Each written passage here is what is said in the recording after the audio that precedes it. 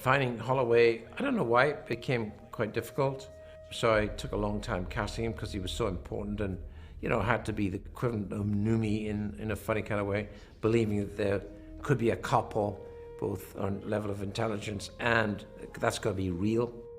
Finally, Avi Kaufman came up with this guy, Logan Marshall Green, a New York actor who'd only been doing stage at that particular moment. Done a couple of films prior to that, but mostly a stage actor. I didn't know what I was getting into.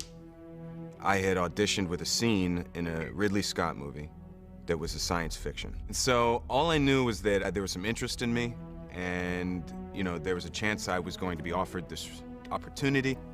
And I'm reading the script, and I'm like, well, this is a pretty good script. I'm reading, and I'm about at page 80. And I was like, oh, well, I die. That's too bad, but I still want to keep reading.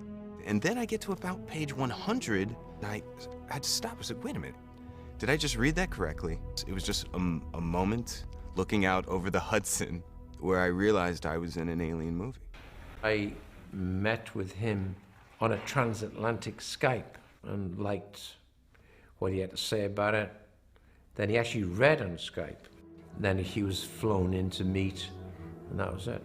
I could take one, Marker? Sometimes you can see the wires, you can see the science fiction in a lot of movies that are made today because the actors are doing it in front of a green screen and they don't, as much as they're being told what is happening around them, they're not attaching the thought to that environment.